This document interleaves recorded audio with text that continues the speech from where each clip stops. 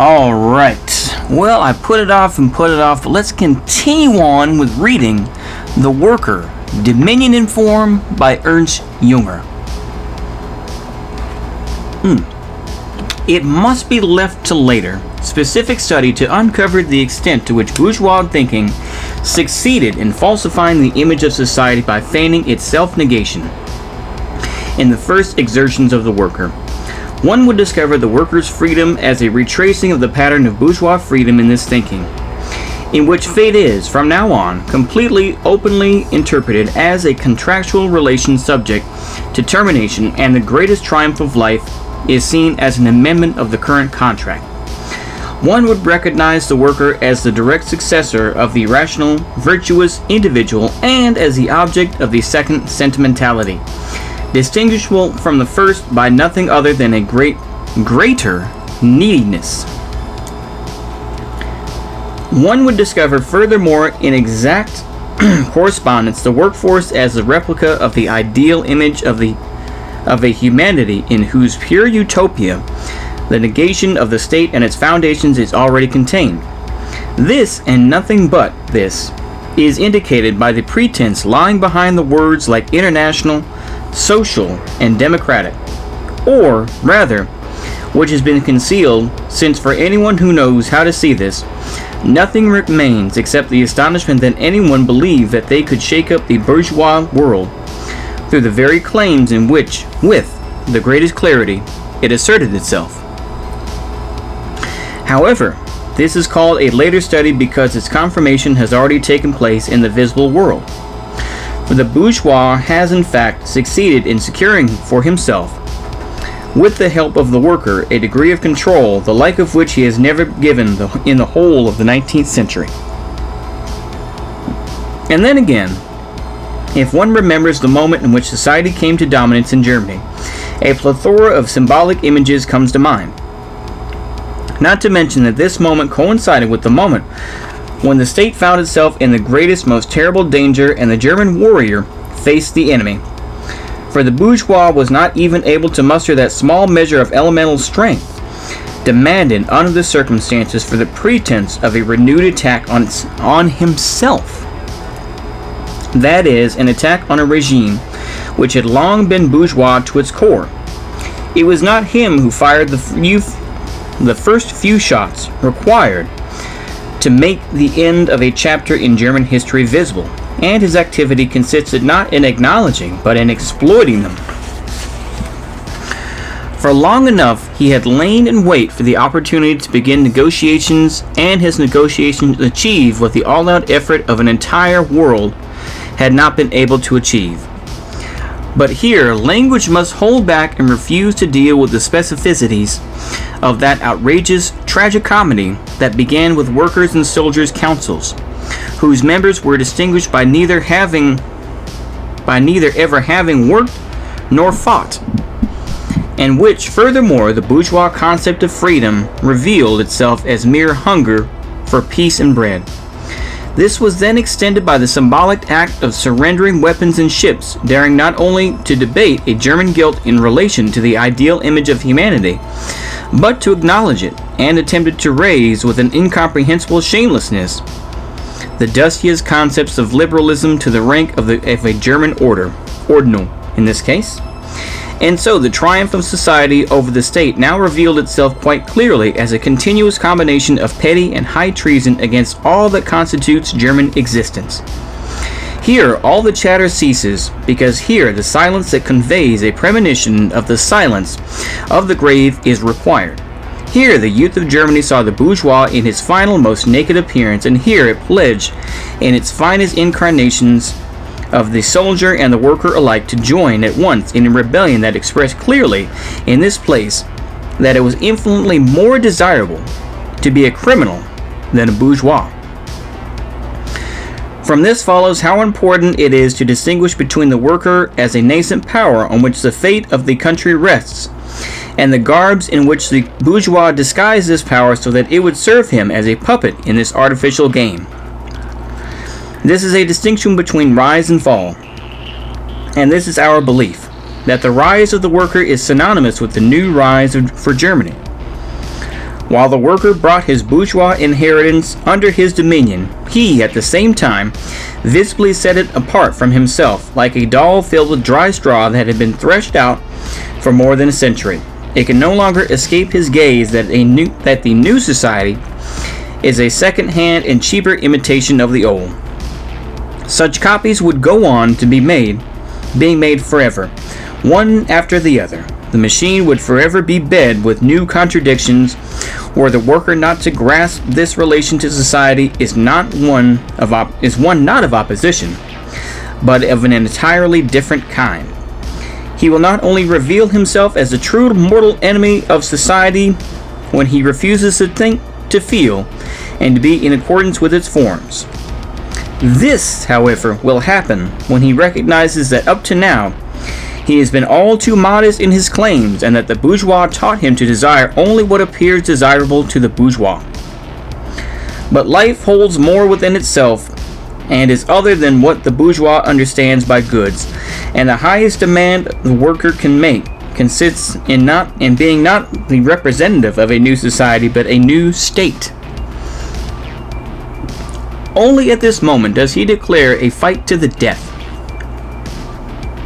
Then, from the individual who is fundamentally nothing but an employee, will emerge a warrior. From the mass, an army, and the positing of a new order of command will arise. Instead of the amending of the social contract, this removes the worker from the sphere of commerce, of compassion, of literature, and raises him up to that of the deed. It transforms his legal obligations into military ones. That is, he will possess leaders instead of lawyers. And his existence will become a benchmark instead of being in need of interpretation. For what will have his programs been so far but commentaries on an original text, not yet written? In the third and final place, it remains to dispel the myth of the fundamental quality of the worker as an economic quality. Everything thought and said about this betrays the attempt of the art of calculation to transform fate into a quantity that can be resolved by mathematical means. This attempt can be traced back to the times in which Odysee and the Ile-de-France, the archetype was discovered of the rational, virtuous, and thereby happy man, times in which the mind began to occupy itself with the dangerous secrets of the brain tariff. And the mathematics was one of the refined games with which the aristocracy amused himself on the eve of its downfall. A model was established here that then underwent its unequivocal economic interpretation, in which the demand for the freedom of the individual and the mass was justified as an economic demand within an economic world. The dispute this demand brought to the foray between the materialist and the idealist schools forms one of the periods of interminable bourgeois debate, a second iteration of the first debate between the rafters of Paris among the encyclopedists, plural. The old figures are represented again, and nothing is changed except the schema setting out their opposing stances, which from now on becomes a purely economic schema. It is beyond our scope to pursue how this debate sustains itself through the variegated deployment of old premises, and how it keeps itself alive through their exchanges. The only important thing is to see how the clash of opinions and those holding them was contained within a single order. The rational, virtuous ideal of the world coincides here with an economic utopia of the world, and every kind of inquiry is tied with economic claims. What is inescapable is that within this world of exploiters and exploited, nothing of weight is possible that will not be decided by a supreme court of the economic. There are two kinds of people here, two kinds of art, two kinds of morality. Yet it doesn't require much acuity to recognize that one and the same source feeds them. The supporters of the economic struggle as such derive their legitimacy from one and the same conception of progress. They unite in their fundamental claim to the agents of prosperity and think that they can unsettle the position of their opponent to the same extent to which they succeed in refuting this claim. But enough. Any involvement in this conversation just perpetuates it. What needs to be seen is the presence of a dictatorship of the economic thinking in itself, whose scope encompasses every possible dictatorship and limits its actions. For within this world, nothing moves without stirring up anew the murky mud of interests, and no position can be found from which a breakthrough could succeed. For the economy itself, the economic interpretation of the world, forms the center of this cosmos and leads gravity to each of its parts. Lends gravity. No matter which of these parts is given the power to control, it will always depend on the economy as a supreme controlling power. The secret that lies hidden here as a simple nature, it exists because, first, the economy is not a power that can bestow freedom, and second, an economic sense is not able to access the elements of freedom, and so a new generation's eyes are required to work this secret out. Perhaps a comment is required here to prevent any possible confusion. The denial of the economic world is as a life-determining one, that is, as a power of destiny. It is a disavowal of its rank, but not of its existence. Because what matters is not to increase the host of the preachers crying in the wilderness, for whom a different realm seems accessible only through the back door. Because for the sake of real power, no avenue is unworthy of consideration. Idealism or materialism. This is a contradiction for impure spirits, whose power of imagination can cope with neither the idea nor the material. The harshness of the world can only be met by hardness, not by trickery. Let us be clear, it is not a matter of economic neutrality, nor that the spirit be turned away from all economic battles. On the contrary, it is rather a matter of fighting these battles as fiercely as possible. However, this does not happen if the economy determines the rules of combat, but only if a higher law of battle rules over the economy. This is why it is so important for the worker to reject every explanation to seek to interpret his appearance as an economic phenomenon, even as a product of the economic processes. Thus, basically as a kind of industrial product, and for him to see through the bourgeois origin of these explanations. No action can cut through these fateful bonds more effectively than a declaration of independence of the worker from the economic world. This does not mean abandoning this world, but rather that it is subjected to a claim to a more comprehensive kind of dominion. This means that the pivotal point of insurrection is not economic freedom and economic power, but power alone. So I just want to take a break from a lot of those things. So I'm going to kind of briefly cover, I think, what he's mentioning. What Ernst Junger was covering in the first bit of what I was reading was the 1919 revolution, wherein, of course, you had the Socialist Republic of Bavaria for a time, and you also had the revolt of the German sailors as well. I want to say, I mean, it's either Bremen or Kiel. I think it's Kiel. But, of them, of giving up these ships and all that sort of business. But then secondly, he's going into great detail here about the economic power. And the thing is, the economy is important. And it's like when people used to say, oh, race is a social construct. Yeah, but it's a very real thing regardless. It's a very real thing in the real world. Just because it's a social construct doesn't mean it's not real, right? And they're saying the same thing with the economy. The economy is a real thing. And it's something that, you have to, you're still a part of it. You can't just abandon it. But it is ultimately about power alone, right? It's almost like Mosley, where he's like, the power of money and money alone, right? That sort of thing. So I think that's what Junger is trying to say with this little bit. But yeah, that's my interesting little bit of commentary here. Let's continue on.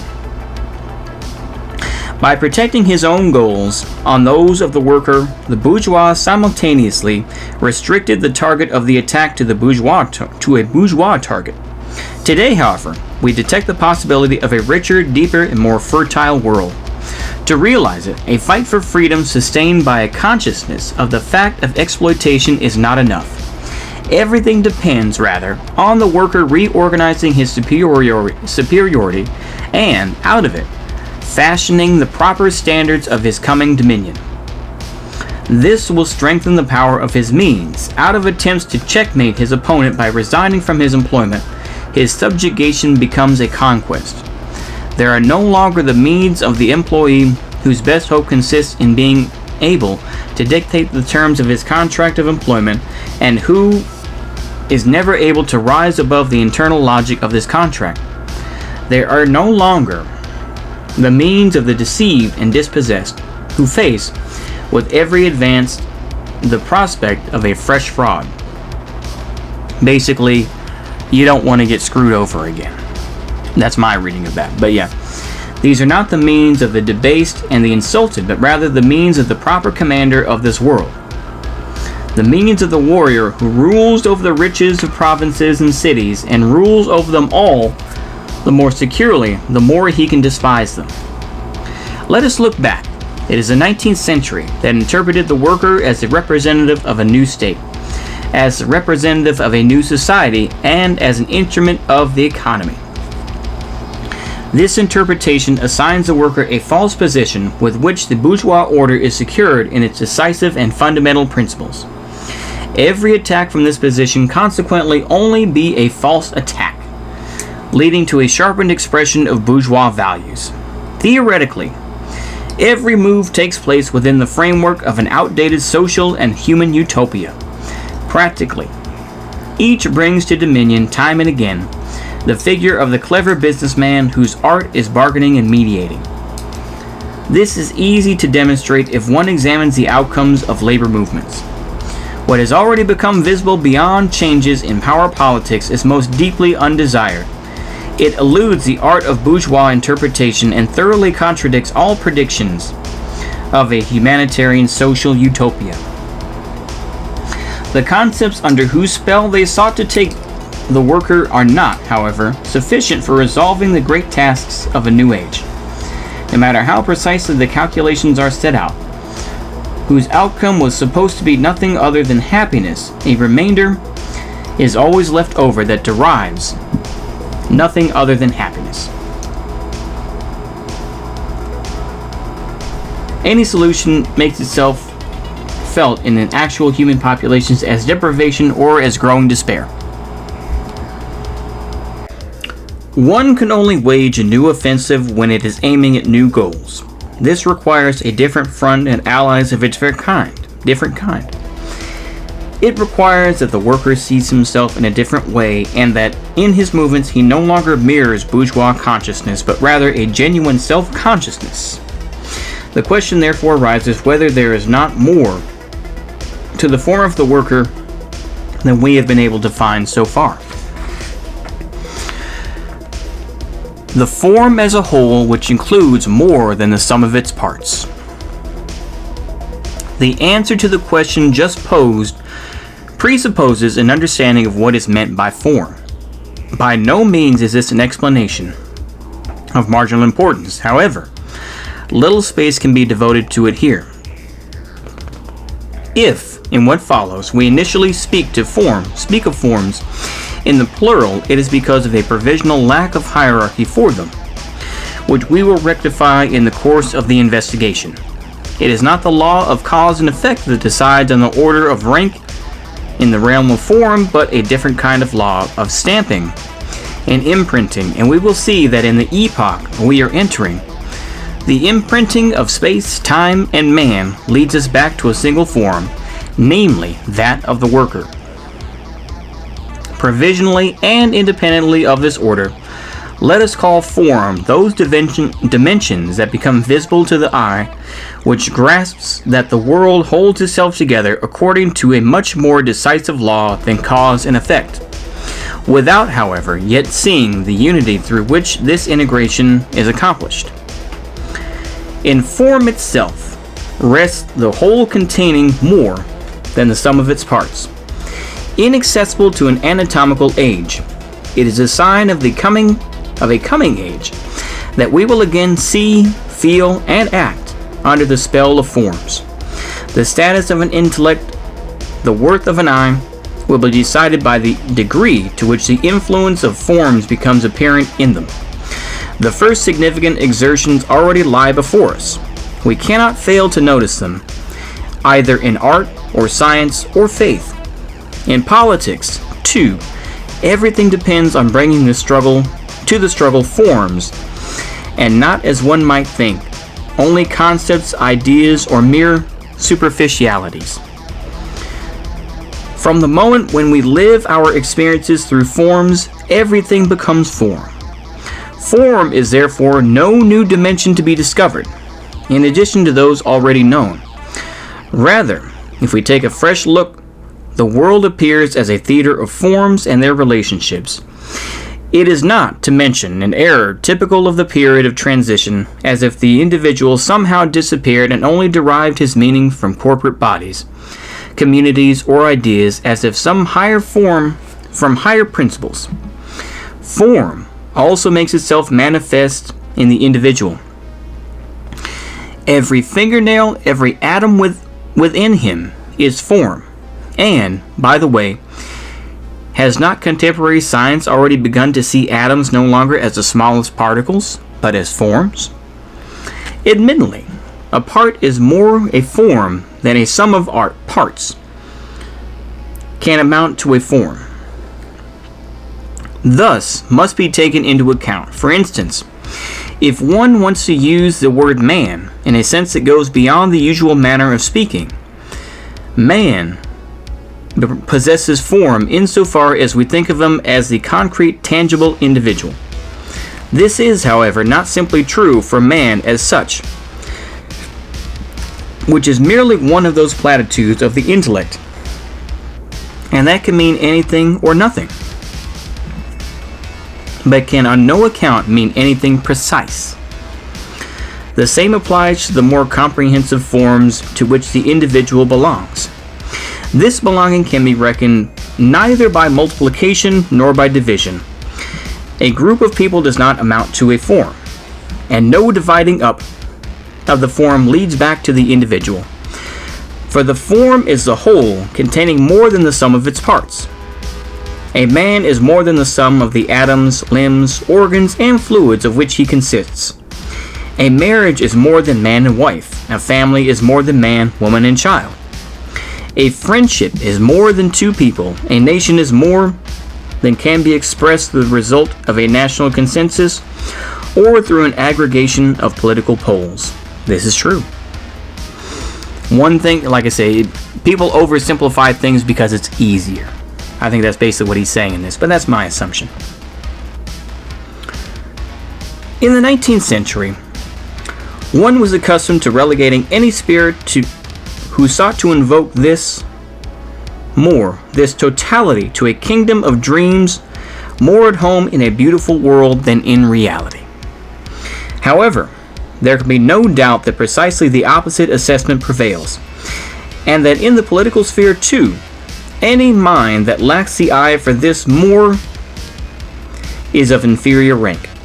Such a mind might play a role in intellectual history and economic history, in the history of ideas. But history is more. It is a form just as much as it contains the fate of forms. Admittedly, and this digression might indicate which greater sharpness what should be understood under the category of form. Admittedly, the majority of the opponents of the logicians and mathematicians of life moved on a plane not different from the one on which they quarreled. For there is no difference between invoking an isolated soul or an isolated idea and invoking an isolated man. The soul and the idea in this sense are not form either, nor is there a convincing opposition between them and the body or matter. The experience of death seems to contradict those for whom, according to the conventional representation, the soul leaves the shell of the body, and therefore the imperishable part of man leaves the transient one. It is, however, in error, a strange teaching that the dying man leaves his body. Rather, his form enters a new order with which any spatial, temporal, or causal comparison is improper.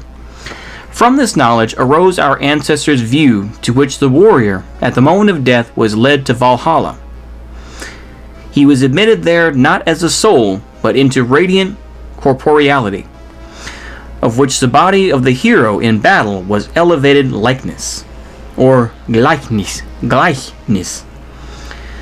It is very important that we recover a full awareness that the corpse is not some kind of soulless body, but the body at the very instant of death and the corpse at the next. There is not the slightest relationship. This we learn because the body contains more than the sum of its parts, while the corpse is equal to the sum of its anatomical parts.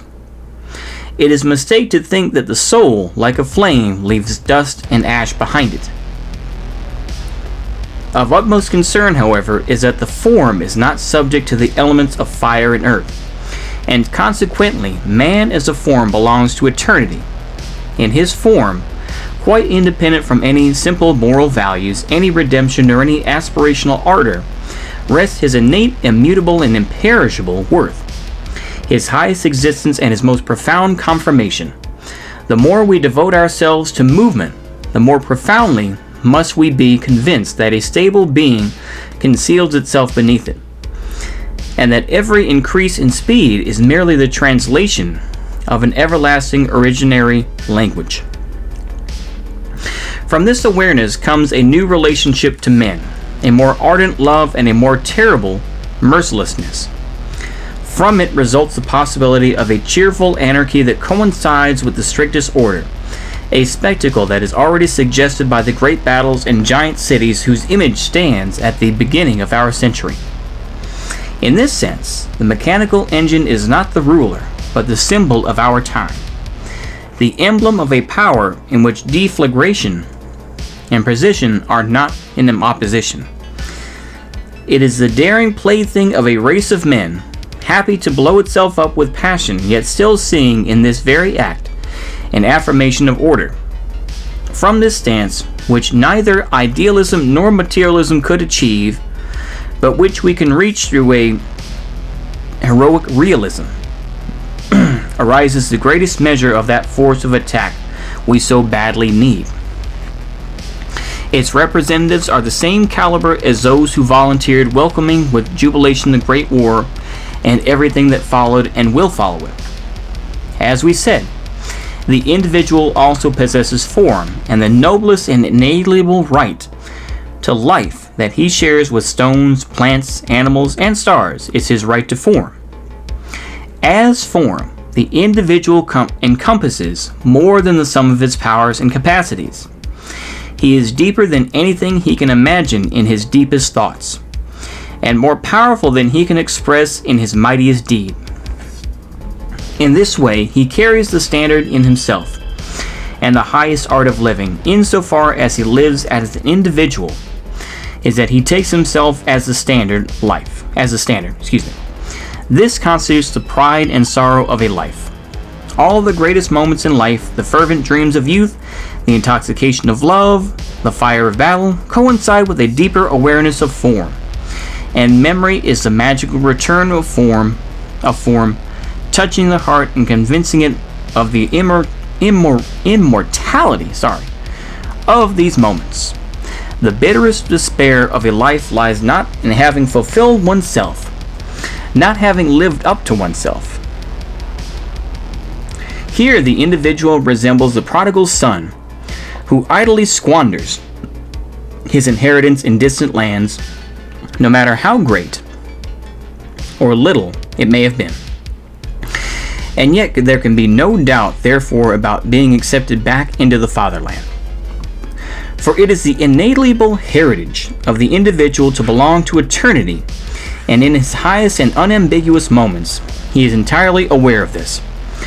It is his task to express this in passing through life. In this sense, his life becomes a similitude of the form. Beyond that, however, the individual is incorporated within a great hierarchy of forms, powers whose reality, corporeality, and necessity can barely adequately be conceived. Faced with them, the individual himself becomes a similitude, a representative, and the momentum, the richness, the meaning of his life depend on the extent to which he takes part in the order and clashes of forms. Genuine forms will be recognized when the sum of all forces can be dedicated to them, the highest worship offered, and the utmost hate can be borne against them. Since they harbor the whole within themselves, they lay claim to the whole. So it is that man discovers, together with form itself, his purpose and fate. And it is this discovery that makes him capable of the sacrifice that acquires its most significant expression in the sacrifice of blood. The bourgeois age has not been able to see the worker in a hierarchy determined through form, because it was not granted a genuine relationship to the world of atoms, of forms. Everything here dissolved into ideas, concepts, or mere appearances, and the two poles of this fluid space were reason and sensibility. In the most recent dilution, Europe and the world are inundated by this liquid, this pale whitewash of a spirit that has become autocratic. But we know that in Germany, this Europe, this world, have only the standing of a province whose administration is not the task of the best hearts or even the best heads. Early on in this century, we saw the German in rebellion against the world, represented by the German frontline soldier as the bearer of a genuine form. This was, at the same time, the beginning of the German Revolution that had already been announced by elevated spirits in the 19th century, and that can only be understood as a revolution of form. If this uprising, however, has only been a prelude, that is because even in its fullest extent, it still lacked the form for which every soldier who fell alone and unknown by day and by night on all frontiers of the empire was already a similitude. For, on one hand, the leadership was far too saturated, far too convinced by the values of a world which recognized unanimously in Germany its most dangerous adversary, and so it was with fitting justice that this leadership was defeated and eliminated, while the German frontline soldier proved himself to be not only invincible, but immortal. Each of the fallen is today more alive than ever, and this is because, as form, he belongs to eternity. The bourgeois, however, does not belong to any forms, so time devours him, even if he decorates himself with princely crowns or in the purple colors of the field commander. On the other hand, however, we saw that the revolt of the worker was prepared in the school of bourgeois thinking. Hence, it was not able to coincide with the German revolt. And this became evident with the capitulation in front of Europe. The capitulation before the world was executed, on the one hand, by the bourgeois upper class of the old style, and, on the other, by the equally bourgeois spokesman of a so-called revolution. In other words, fundamentally by the representatives of one and the same breed of men. In Germany, however, no result can have the rank of a new order if it is directed against Germany. However, hence, it is already condemned to failure because it violates a law from which no German can escape without robbing himself of the most secret roots of his power. Therefore, in our country, only those powers can fight for freedom that are at the same time the bearers of German responsibility. But how could the bourgeois transfer this responsibility onto the worker since he himself does not bear it? Just as he, inasmuch as he governed, was incapable of putting much as he strived to govern, of setting this elemental force in revolutionary motion, that is why he sought to implicate it in his betrayal of fate. This betrayal in its quality of high treason is negligible, in that it must be recognized as a process of self-annihilation of the bourgeois order. But it is, at the same time, treason against country insofar as the bourgeois sought to not involve the form of the empire in his own self-annihilation. Since he is not granted the art of dying, the bourgeois sought, whatever the cost, to delay the hour of his death. The war guilt of the bourgeois lies in his being capable neither of really conducting the war, that is, in the sense of total mobilization, nor of being defeated, and thus seeing in defeat his greatest freedom. What distinguishes the bourgeois from the frontline soldier is that even in war, the bourgeois seeks to pick out every opportunity to negotiate, while for the soldier, war signified a place in which it was a matter of dying, that is, of living in such a way that the form of empire would be upheld. That empire which, even if the body is taken away, must nevertheless remain. There are two breeds of men, one of which we recognize as ready to bargain at any price, the other as ready to fight at any cost.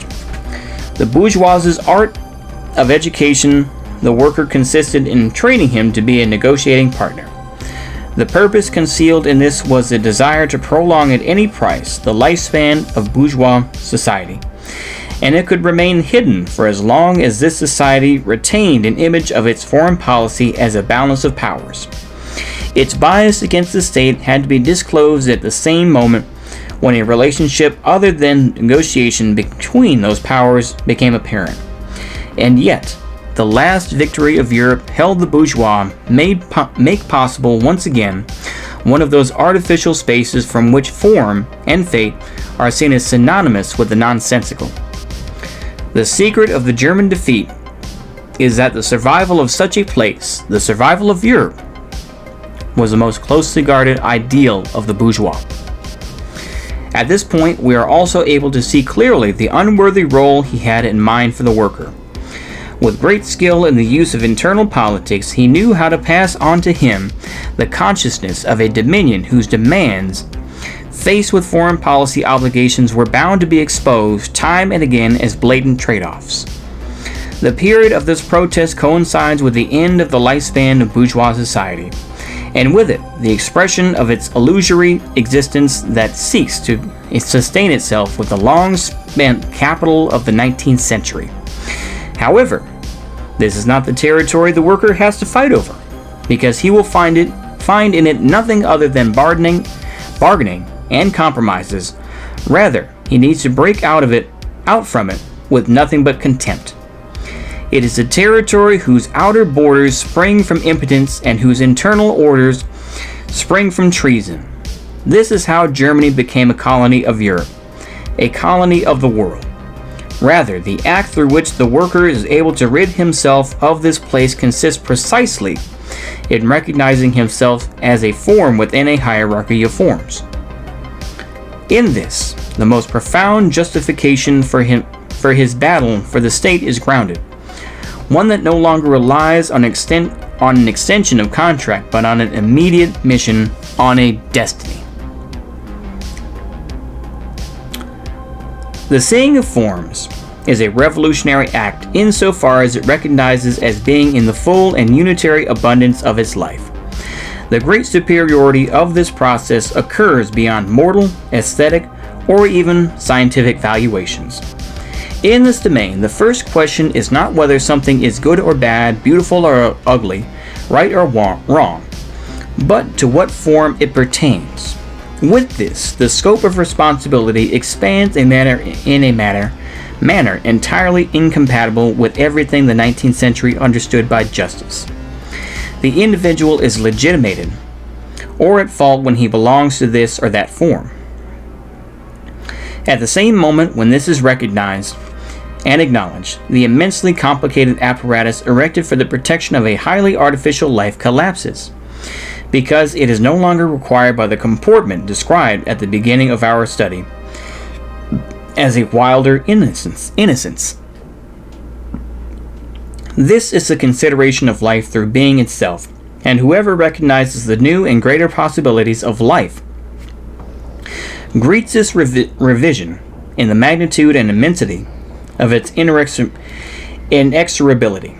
One means of preparing a new and bolder life is the annihilation of valuations of a detached and autocratic spirit. In the destruction of the educational work that the bourgeois age performed on man, for this process to take place from the ground up and not in the form of a reaction wanting to set the world back 150 years, it is necessary to have passed through this school. It all depends now on educating a breed of men with the desperate certainty that the claims of abstract justice, of free research, of artistic conscience, having to account for themselves before a higher court than the one belonging to a world of bourgeois freedom. If this takes place first, through thinking, it is because the opponent must be sought out on his strongest terrain. The best response to the high treason of the spirit against life is the high treason of spirit against spirit. And it is among the lofty and cruel pleasures of our time to take part in this blasting operation. Alright. And with that, ladies and gentlemen, we are done with part 2 of reading that book. That takes us up to part 11 of... This is still the first part. This is considered the first part of Ernst Junger's book. We will leave off on page 24, and that is part 11. And we will continue on from there. I hope you all enjoyed that. We got very esoteric with the idea of form. This is something that I would have to read over and really understand, because honestly it's a little above my head. But I hope somebody amongst my subscriber group can say, oh, okay, that makes sense. And that's all I ask for at the end of the day. Anywho, I hope y'all enjoyed that, and stick around for part 3 of this. So, with that, I bid you all adieu.